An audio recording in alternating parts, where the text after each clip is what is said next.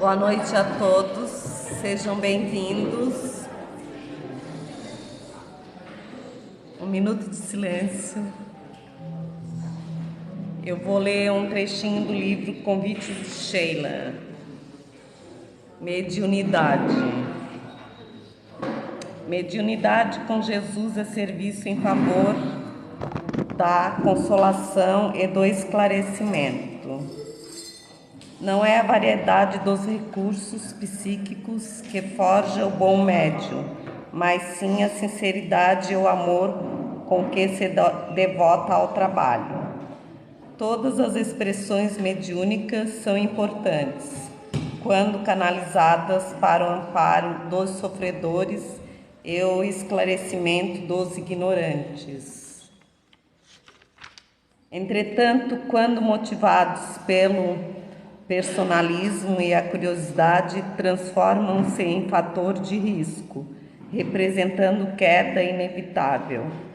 Na tarefa mediúnica, o estudo é tão importante quanto a humildade, e a vigilância tão valiosa quanto a caridade. Há no além e no mundo enfermos do corpo e doentes da alma, reclamando atenção sincera no clima da discrição. Muitas vezes a prece que nasce do coração sincero e fervoroso alcançará resultados mais expressivos no campo do bem, do que os fenômenos que simplesmente impressionam os olhos, mas não aliviam nem transformam ninguém. Que assim seja uma ótima palestra a todos. Agora o Laércio vai fazer uma oração. Obrigada.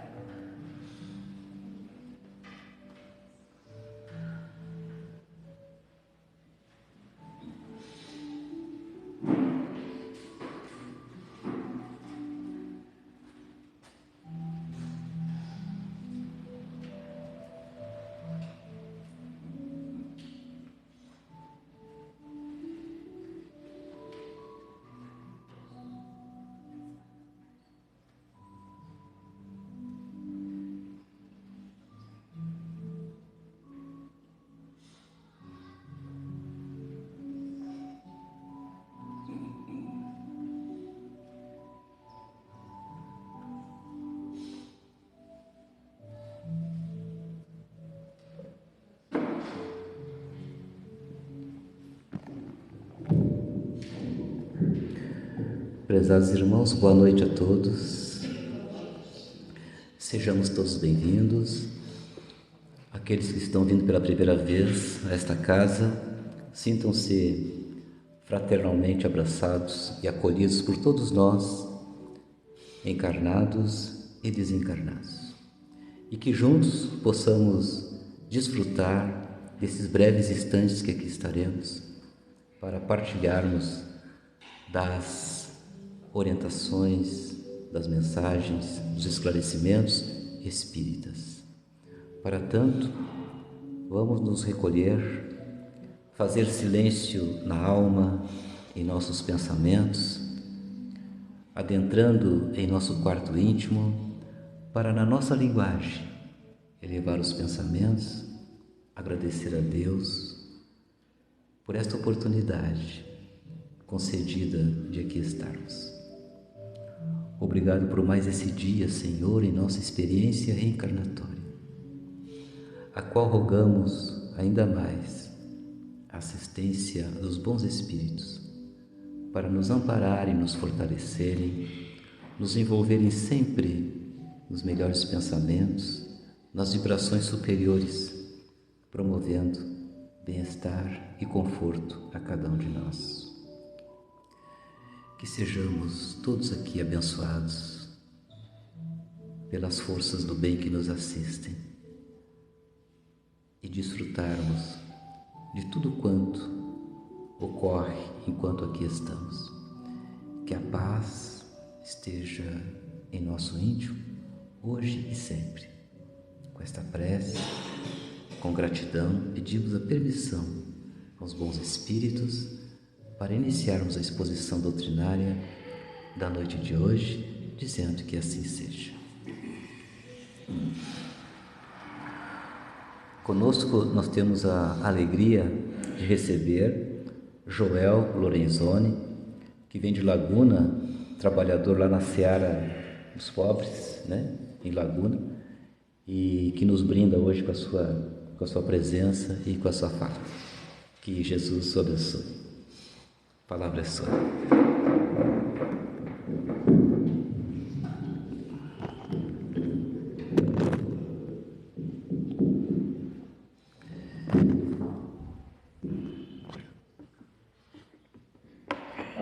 Boa noite a todos, sejam todos bem-vindos e que cada um de nós possa encontrar nessa casa aquilo que veio procurar, né?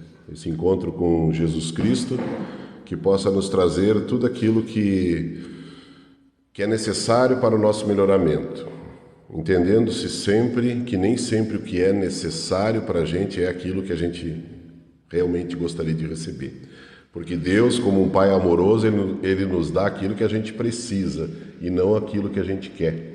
Assim como uma mãe não dá para o seu filho somente aquilo que ele gostaria de receber. Senão só comeria chocolate e não comeria verduras, né? Então, esperamos que a gente tenha um entendimento que tudo aquilo que a espiritualidade, orientada por Jesus, orientada por Deus, nos ofereça, que a gente tenha essa capacidade de entender que se algumas vezes não é aquilo que a gente gostaria de receber, com certeza sempre será aquilo que a gente precisa. Nós estamos aqui na Terra para trabalhar. Tinha um filme, muito tempo atrás, né, que a maioria vai dizer que não conhece, para não entregar a idade, mas chamado Vivendo a Vida Adoidado. Acho que era assim, tu conheceu? Não? Não, ele veio bem depois, tu não pegou essa época aí. E que viver a vida doidada, né? Às vezes a gente acha que tem que viver a vida porque a gente só vive uma vez e tal. Então, espero que a compreensão que nós tenhamos da nosso objetivo aqui na Terra seja exatamente de acordo com aquilo que a gente receba, né? Às vezes a gente recebe algo que nós não gostaríamos. Agora a gente vê o terremoto lá em Marrocos, a gente vê essa enchente que está acontecendo no Rio Grande do Sul. Dia 11, agora segunda-feira, 11 de setembro, comemorou-se, né, o terrível, triste aniversário do 11 de setembro. Mas a gente pode ter certeza absoluta que todos que passaram por essa situação precisavam passar, né, para poder crescer, para poder aprender, porque já é um bordão da doutrina espírita que diz que tudo aquilo que a gente não aprende, ou a gente aprende pelo amor, ou a gente aprende pela dor, né? A maioria das vezes a gente aprende pela dor, porque o amor é tão escasso, é tão pouco nesses tempos, né? Num planeta de provas e expiações, que a maioria das vezes a gente aprende é pela dor, pelo sofrimento. Chico Xavier tinha uma história muito interessante que ele dizia que estava o pastor levando suas ovelhas e para um caminho, e estava levando em segurança, levando pelo caminho que ele conhecia, que era o que ia chegar ao destino esperado, e no meio daquelas ovelhas tinha uma ovelhinha que era um pouco desgarrada, a ovelha negra, né? Que ela gostava de sair da rota, de sair da estrada. E o pastor, muito carinhosamente, ia lá e buscava aquela ovelha e trazia de volta para junto com as outras para seguir o caminho. E aquela ovelha, logo mais ali na frente, ela resolvia escapar de novo. E o pastor, mais uma vez, carinhoso, como é um pastor, ia lá e recolhia aquela ovelha. E em determinado momento, lá uma outra vez que a ovelha resolveu sair do ritmo, em vez do pastor ir buscar, ele mandou o seu cachorro. E o cachorro não tem a mesma psicologia que tinha o pastor.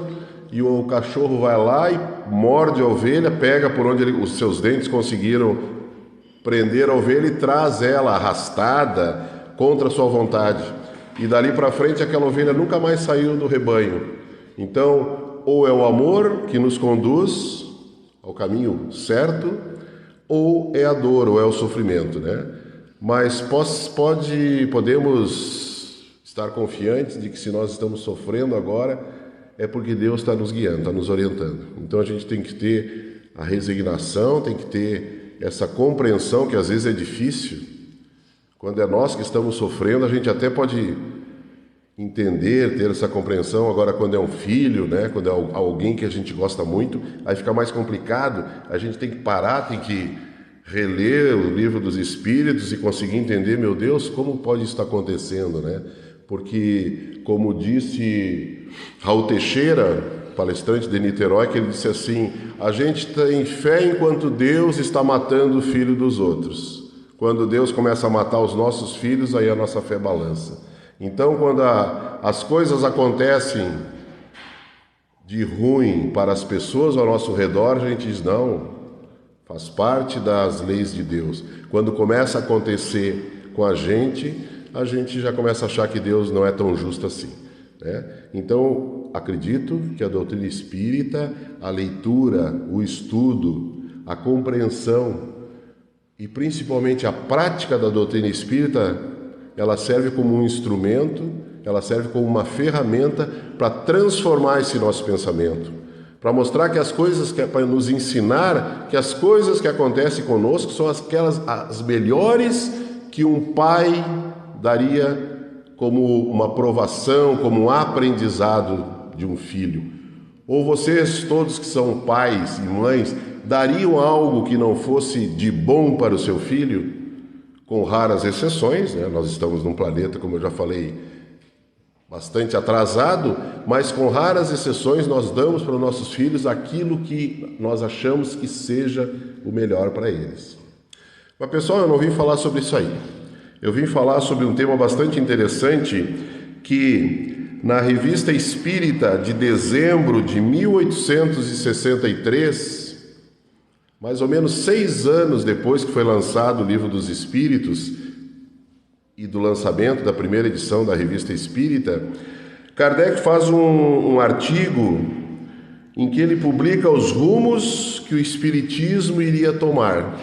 Naquela época, Kardec, aquela pessoa, aquele bom senso, aquela pessoa sensata, ele já imaginava o que aquela revolução que ele trouxe para a Terra, que é a revolução da doutrina dos Espíritos, ia acontecer, quais seriam os períodos que a doutrina espírita passaria.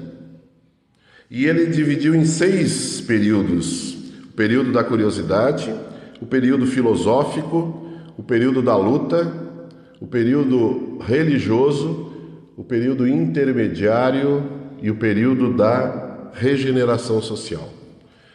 E eu vou falar, acho que eu vou levar umas 3 horas, não tem problema? Até umas 11 horas. Conforme eu for falando, vamos ver em qual período a gente se encaixa, qual período nós ainda estamos, né? Então ele começa como o primeiro período, logo depois do lançamento do Livro dos Espíritos, que este seria, obviamente, o período da curiosidade.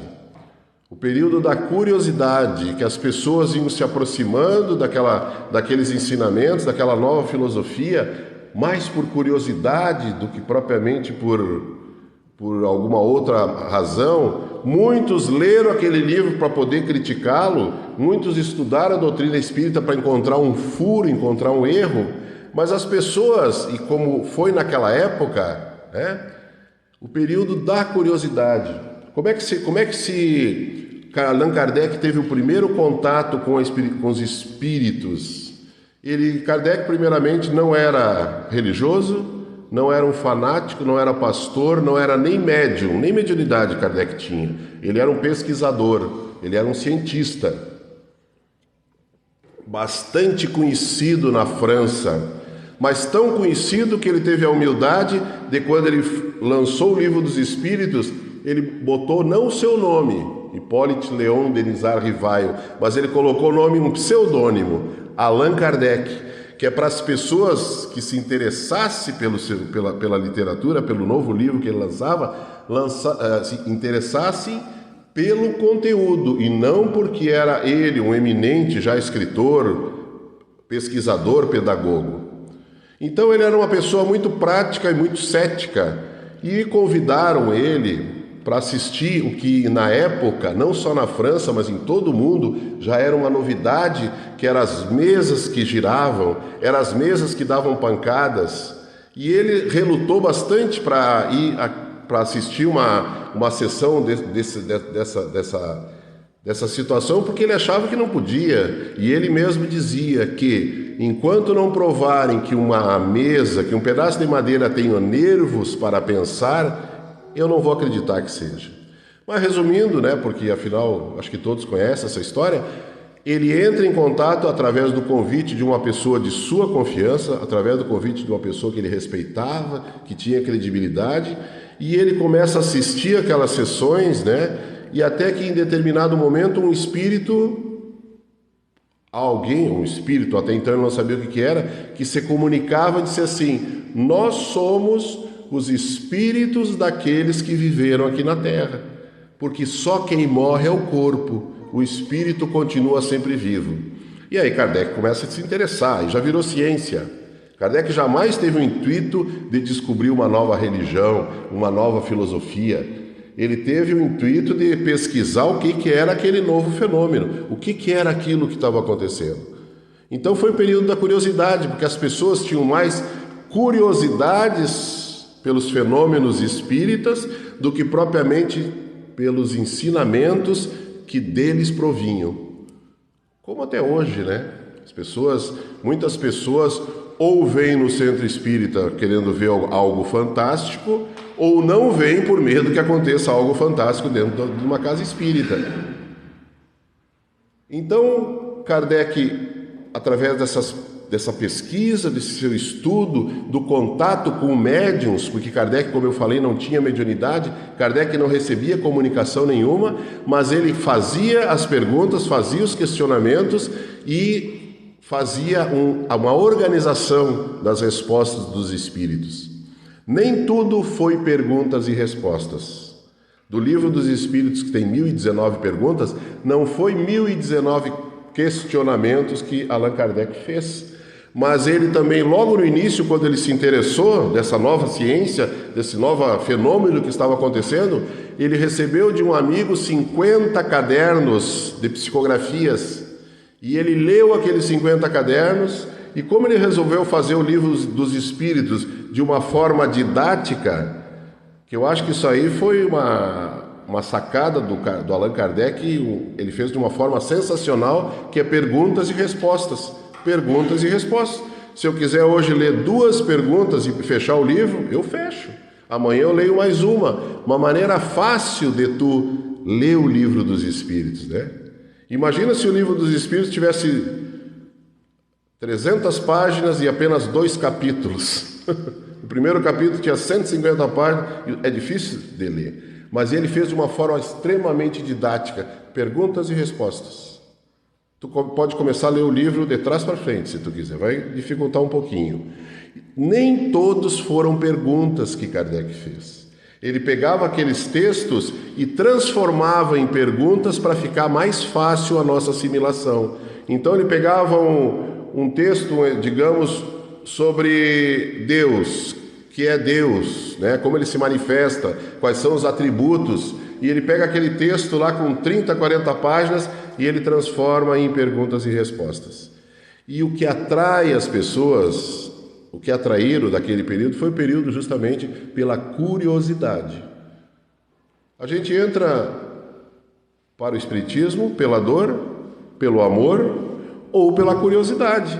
Tem muitas pessoas que conheceram o espiritismo e ficaram na doutrina espírita porque não tinha dor nenhuma, não tinha sofrimento nenhum, que fizesse com que corresse dentro de uma casa espírita como quem procura um pronto-socorro, querendo um analgésico potente para curar suas dores. Também não veio numa casa espírita porque tinham transbordando de amor e precisava ajudar, fazer caridade, descobriu que o centro espírita é um local que pode ser feito isso, mas entrou por curiosidade, através da leitura, através dos filmes, através das palestras que hoje tem aos montes no YouTube, e acaba entrando da doutrina espírita, e alguns permanecem, outros não permanecem. Então esse foi o primeiro período da curiosidade. Seguindo, Kardec diz que um segundo período depois dessa fase seria o período filosófico, onde as pessoas, tendo compreensão de tudo aquilo que leram, tendo um pouco de entendimento, começaram a ver na doutrina espírita a resposta dos grandes questionamentos que toda a humanidade fez durante todos os tempos, né? Qual deles? Por que a gente nasce? Por que a gente morre? Para onde a gente vai depois que a gente morre? Por que tanta desigualdade no mundo onde Deus é infinitamente justo e bom? Se Ele é justo e bom, por que tem pessoas que sofrem? Por que tem pessoas que passam uma vida vivendo uma felicidade, muitas vezes e aparentemente sem merecê-las? Então foi o período filosófico, né? Depois passa pelo período de luta. O período de luta ele é muito interessante, né? Porque toda grande ideia, toda ideia inovadora, ela é rechaçada, ela é combatida. Quando ela vem para contrariar aquelas ideias que já existem, que já são consolidadas, quer sejam verdadeiras ou não, elas recebem uma contrariedade maior ainda. E teve o período de lutas na doutrina espírita, o período onde os espíritas tiveram que ser muito fortes. Raul Teixeira também diz, né, que para ser espírita tem que ser forte. Eu acho que tinha que ser forte, hoje está mais tranquilo, hoje a coisa está mais light, né? Quantas pessoas, essas que assistiram aquele filme, Vivendo a Vida Doidado, foram fazer um crediário numa loja e perguntavam a religião. Quem é que lembra aí? Levanta a mão. Ninguém lembra, mas existia, eu me lembro. Tu também não lembra. Nome, endereço, identidade, religião. E tinha pessoas que eram espírita que preferiam não dizer, ou tinham vergonha de dizer. Tem um centro espírita lá em Laguna, o Fé, Amor e Caridade, que é um dos centros espíritas mais antigos de Santa Catarina, já está acho que com 110 anos, que conta-se que as pessoas eram muitas vezes apedrejadas quando estavam entrando no centro espírita e eram discriminadas por ser espíritas. Também olha a petulância deles, né? Fizeram o centro espírita do lado da igreja, aí é para levar pedrada mesmo, né? O espiritismo, quando vem para o Brasil, os centros espíritas eram fichados na polícia e os espíritas tinham todos também o seu nome anotado na delegacia mais próxima, porque era um período complicado, um período que ser espírita, claro, não ia ser jogado aos leões, não ia ser queimado vivo, mas ia ser discriminado, né? Então foi o período de luta. Um dos exemplos mais marcantes desse período de luta do surgimento da doutrina espírita foi algo chamado o Auto de Fé de Barcelona. Foi quando um livreiro de Barcelona, o cara tinha uma livraria e se interessou, gostava, era amigo de Allan Kardec, e ele pede para o Allan Kardec trazer alguns exemplares dos seus livros para vender em Barcelona. E Kardec faz uma seleção e seleciona 300 exemplares do Livro dos Espíritos, do Livro dos Médiuns, do livro que é o Espiritismo, né? E ele coloca aqueles 300 livros e manda, despacha, não sei se foi por navio, não sei qual foi o meio, mas chegou lá, a pessoa da igreja que tinha muito poder descobre que estava entrando esses livros e diz, não, aqui não vai entrar, nós vamos aprender. E aprendeu toda aquela carga e deu uma sentença, vai ser colocado fogo nesses livros em praça pública. E aí Kardec ficou bravo, ficou irritado e disse, não, nós vamos entrar com advogado, nós vamos entrar com uma ação, nós vamos reaver esses livros, que isso aí ele não pode fazer. E aí os espíritos, através dos médiuns, disseram para ele assim, ó, deixa que queime. Se tivesse falado na época de hoje, deixa isso tocar fogo. Essa fumaça ela vai se espalhar pelo mundo todo. Vai ser a melhor propaganda que a doutrina espírita poderia ter recebido de graça. E aí realmente hoje, né, 167 anos depois, nós estamos comentando sobre esse acontecimento, alto de fé. O que acontece, pessoal, quando alguém diz assim, tem um filme que vai passar no cinema lá, mas eu não aconselho ninguém a assistir, porque aquele filme é... O que acontece? No outro dia, lota o cinema, todo mundo vai querer ver. E foi o que aconteceu. Queimaram-se os livros, em vez de queimar essa ideia, acendeu a curiosidade de todos aqueles que queriam saber o que era. O que era tão diferente, o que era tão novo, que foi queimado, que não deixavam... Como que vão proibir de eu ler alguma coisa? E aí realmente foi a divulgação. Mas para acontecer isso, pessoal, foi um período de luta, foi um período de sofrimento.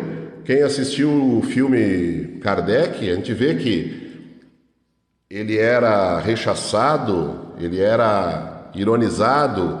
A família das duas médiuns que psicografaram o Livro dos Espíritos, que a gente imagina que sejam duas senhoras, eram duas meninas, elas tiveram que sair de Paris, de tanto eram as ameaças que elas recebiam, e então elas saíram de Paris. Então não foi fácil. Não foi tão fácil como a gente ir vir para essa casa espírita hoje, que a gente veio, a gente estacionou o carro, tinha estacionamento para o palestrante, mas tinha um cone ali, aí eu passei reto, aquele era tem que tirar o cone, né? Eu não ia passar por cima do cone. Hoje a gente vem numa boa, a gente vai sair, vai fazer um lanche, né? Amanhã a gente vai trabalhar numa boa, vai comentar se a palestra foi boa, numa tranquilidade, sem precisar se esconder, sem precisar vir disfarçado ou sem correr o risco de ser ironizado, ser maltratado quando sair. O período de luta da doutrina espírita acabou. Depois, Kardec fala do período religioso. Engraçado que Allan Kardec não gostava que rotulasse o espiritismo como sendo uma religião. Ele dizia que era uma filosofia, uma ciência com consequências moralizantes. Isto é, tu te inteirando das verdades que o espiritismo nos mostrava, tu estudando a doutrina espírita, tu automaticamente deveria, mudar a tua moral, mudar os teus conceitos, mas que não seria uma religião no sentido de ter ornamentos, de ter uma ritualística, de ter uma sequência, sabe, dos sacramentos, do sacerdócio. Isso não tem. A pessoa que vem fazer palestra aqui, ela não é um pastor, ela não é um rabino, não é um sacerdote, ela é uma pessoa voluntária, assim como todas as pessoas que trabalham numa casa espírita, com alguma exceção, daqueles centros maiores, que às vezes tem os funcionários da limpeza, da secretaria, da biblioteca, mas então não tem toda aquela ritualística. Então Kardec dizia, o espiritismo é uma ciência, o espiritismo é uma filosofia que nos transforma, com consequências morais para a nossa vida. E também por quê? Porque o estudo da doutrina espírita fala muito em caridade, fala muito em perdão, fala muito em amor, fala muito em Deus, A primeira questão do Livro dos Espíritos, a questão número 1, Kardec já começa uma pergunta, eu acho que talvez a mais complicada que existe em todas as questões do Livro dos Espíritos. O que é Deus? Ele não pergunta nem quem é Deus. Quem é? Não, o que é? É uma energia? É uma luz? É uma fumacinha? O que é Deus? Então, essa questão da religiosidade, nós não precisamos ter religião, pessoal. Nós precisamos ter religiosidade, o que são coisas completamente diferentes. Nós conhecemos muitas pessoas que têm religião e não têm nenhuma religiosidade, assim como nós conhecemos muitas pessoas que não têm religião, mas que têm uma religiosidade que transborda. Aconteceu uma vez uma série de televisão, ou era um filme, eu não me lembro, que se chamava O Santo que Não Acreditava em Deus. E chamou a atenção, eu vou assistir. e era um matuto lá do interior, lá do norte do Brasil, que ele era uma pessoa que, nos padrões, ele era um santo. Ele era uma pessoa que ajudava, ele era uma pessoa que fazia a sua caridade, que não deixava ninguém na necessidade, que tirava a roupa do corpo para, se alguém precisasse, mas ele não acreditava em Deus, ele era ateu. Então esse é o indivíduo que ele não tinha religião, mas ele tinha uma religiosidade. Quando a gente vem para o centro espírita, a gente não vem buscar religião, não vamos fazer esse erro. Nós temos que vir para a casa espírita para reforçar, para reavivar a nossa religiosidade, que é a nossa crença em Deus e principalmente crença em todos os ensinamentos que Deus pede para que a gente cumpra. Não adianta dizer que eu sou espírita, mas eu não vou fazer tal coisa, ou aquela outra ali eu não vou fazer, né? Nós temos que ter essa religiosidade. Não precisamos ter religião nenhuma. Talvez quando eu ouvi pela primeira vez essa fala, eu fiquei estranhando, né? Poxa, mas eu não vou ter religião? Eu que vim do catolicismo, que, meu Deus, tu tem que ter uma religião. Religião é um guarda-chuva. Se eu não tiver uma religião, eu vou estar fora do guarda-chuva. Eu tenho que achar um guarda-chuva para ir para baixo, né? E o Espiritismo nos mostra que nós temos que ter uma religiosidade. A religião é indiferente. Quer chamar o Espiritismo de religião? Tranquilo, não tem problema nenhum. Período intermediário é esse período que engloba, né, todas essas fases, né? E aquela pergunta que eu fiz no início, né? Qual é o período que cada um de nós nos encontramos? Assim, vamos fazer uma reflexão. Eu estou ainda no período da curiosidade. Tem aquelas pessoas que pararam no período da curiosidade. Tem aquelas pessoas que vêm numa exposição espírita como quem vai numa missa, sabe? Que tem que cumprir carga horária, tem que ir uma vez por semana numa exposição espírita, porque senão eu vou estar em pecado. Ainda vê a doutrina espírita como via a sua antiga religião, porque aqui também eu sei que nem todos aqui nasceram espírita, né? Vocês viram o filme. Vocês viram? Então, nós todos ou viemos de uma outra religião, ou do catolicismo, ou sei lá de onde a gente veio. Eu era católico, eu fiz todo o sacramento, batismo, primeira comunhão, crisma, né? Então a gente tem que tirar aquelas tradições, né, de cumprimento de horário, mas sim assimilar, levar a doutrina espírita dentro do coração para onde a gente for. O Espiritismo não está aqui dentro da casa espírita. O Espiritismo, ele funciona muito melhor quando ele está fora de um centro espírita. É muito fácil se a gente ser espírita dentro de uma casa espírita. A gente chama o do lado de irmão. Agora, o importante é continuar sendo espírita quando a gente sai do centro espírita. Teve um amigo nosso, o Geraldo, que ele participava dos estudos lá em Laguna, que ele dizia assim, agir como Jesus é fácil. E tipo, como que é? É fácil. O difícil é reagir como Jesus reagia. Enquanto está tudo numa boa, nós podemos ser solidários, caridosos, né, amorosos. Agora, quando começa a aparecer as encrencas na nossa vida, as disputas, a necessidade da competição, que aí vem a reação relativa ao espiritismo, aí a coisa muda de figura. Então, é esse período intermediário. E o da regeneração social, né? Esse eu acredito que seja o mais importante, que seja quando nós assimilarmos todo o conhecimento, todo o ensinamento da doutrina espírita e internalizarmos em nossos corações e começar a viver o espiritismo como sendo algo natural na nossa vida, e não que a gente está lendo, não que a gente está, eu tenho que fazer isso porque no estudo de ontem disseram que se eu fizer de uma maneira diferente eu vou estar cometendo um erro, eu vou estar atrasando a minha evolução espiritual, talvez eu terei que reencarnar na mesma situação. A regeneração social é quando nós agirmos naturalmente de acordo com os princípios espíritas. Tem uma história muito interessante que Chico Xavier estava numa feira fazendo compras, né? E todo mundo conhecia o Chico. Seu Chico, como é que tá, seu Chico? E aí teve o senhor da banca do tomate e o Chico disse, eu vou levar uns tomates. Aí disse que Chico pegava um tomate bem bonito e um tomate murchinho e botava na bolsa. Daqui a pouco ele pegava outro tomate muito bonito e pegava um outro tomatinho podre. E ele fez assim, e o dono da banca só olhando, ele disse: seu Chico, o senhor não está vendo, o senhor está pegando tomate estragado, por que o senhor não pega só os bons? E aí Chico olha para ele e diz assim: mas se eu pegar só os bons, o que vier depois só vai pegar os ruins. Então é essa percepção, né? Isso é uma coisa bastante interessante, que a gente tem que agir dessa forma. Não estou dizendo que é fácil, não estou dizendo que eu faço assim. Talvez nós nem vá fazer ainda nesta encarnação. Nós ainda não vamos ter esse pensamento. Mas eu tenho uma historinha muito legal que aconteceu comigo, que uma vez apareceu um circo lá em Laguna.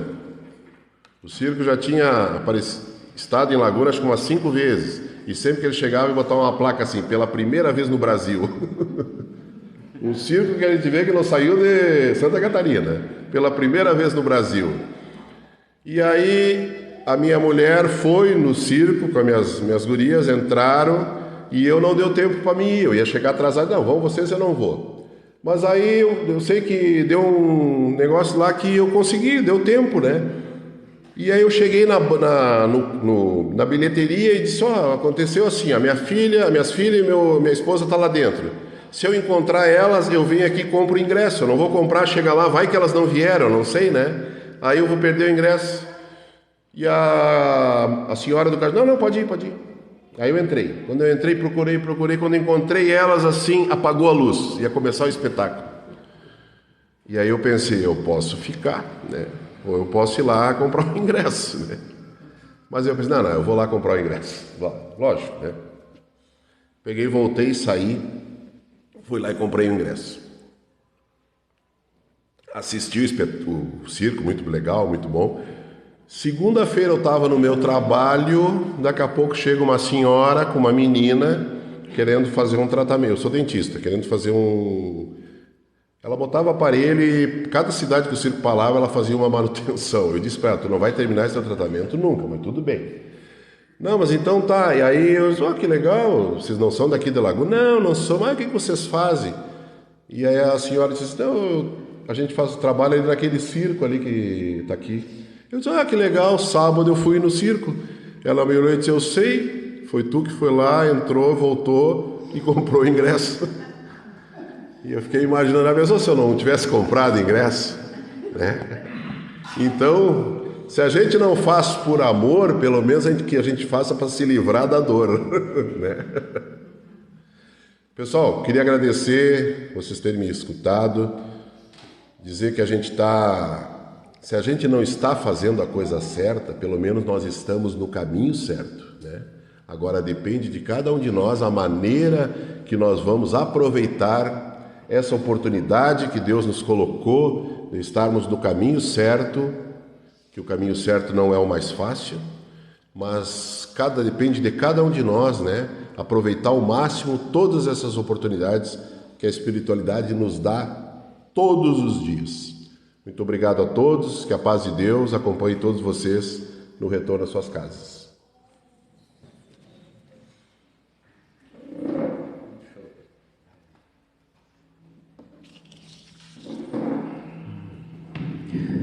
Antes de nós encerrarmos, queríamos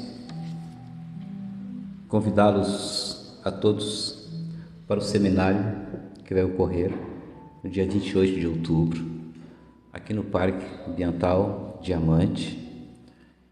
É uma programação da União Regional Espírita 15, contemplando aí todos os centros espíritas da região, a qual já estendo o convite da Joel. Já estendo o convite para todo o pessoal de Laguna, tá? Já estão sabendo? Então vai ser uma tarde muito fraterna. Gostaríamos que todos nós estivéssemos lá. O link para as inscrições estão disponíveis aí. Se quiserem fazer conosco, a gente dá um apoio aqui para fazer, o pessoal que já fez, né? É muito simples, bem tranquilo. O importante é que todos nós estejamos lá. Estaremos com a presença do presidente da Federação Espírita Catarinense, Luiz Antônio Brescovitz, a Esther Fregossi, né, que era a presidenta na gestão anterior da Federação Espírita, e a Elaine Cap, que é a coordenadora geral do Evangelho Redivivo em Santa Catarina. Então nós vamos estar com esses 3 grandes nomes, com 3 grandes palestras. Nessa tarde fraterna a gente está enfatizando o convite, fortalecendo para que façamos as inscrições o mais breve possível. As vagas são limitadas. A gente já está com mais de 100 inscrições realizadas, está bem legal. Teremos grupo de música, o pessoal vai estar cantando, a juventude. Teremos um coffee break celestial, só fluido, tá? Mas um coffee break bem gostoso. Então é uma tarde para a gente poder confraternizar, né? Coroar o projeto de união e unificação que nós estamos desenvolvendo ao longo de todo esse ano. Então a gente faz questão que todos nós façamos as inscrições. É um evento gratuito, mas quem quiser, né, fazer uma colaboração espontânea para ajudar nas despesas, está lá no link todas as orientações para fazer a inscrição. Tá bom? Então vamos encerrar o nosso momento de reflexão com a exposição que nós recebemos, com essa mensagem trazida pelo nosso irmão com muito carinho. A nossa gratidão a Deus, mais uma vez, a Jesus, a razão pela qual estamos aqui, pela causa do Evangelho, para que as lições do Mestre Divino encontrem terreno fértil em nossos corações, para que frutifique a árvore do Evangelho, trazendo doçura para a nossa vida, trazendo iluminação, trazendo paz, conforto, como caminho, verdade e vida, que é o Evangelho de nosso Senhor Jesus Cristo. E Ele nos deixa uma prece que serve de exemplo para tantas outras que vamos proferir agora, finalizando nosso encontro de hoje. Pai nosso, que estais nos céus e em toda parte, santificado seja o vosso nome. Venha a nós o vosso reino de amor. Seja feita, Pai, a vossa vontade, assim na terra como em todos os planos habitados. O pão nosso de cada dia dá-nos hoje e sempre, Senhor. Perdoa por caridade as nossas dívidas, na medida em que perdoarmos os nossos devedores. E não nos deixeis cair nas tentações do mundo. Livra-nos, Pai, de todos os males, porque vosso é o reino, o poder e a glória para todo sempre. Com esta prece, em nome de Deus, em nome de Jesus, dos nossos amigos espirituais, do mentor dessa casa, pedimos a permissão para finalizarmos a primeira parte dos trabalhos da noite de hoje, dizendo que assim seja, graças a Deus.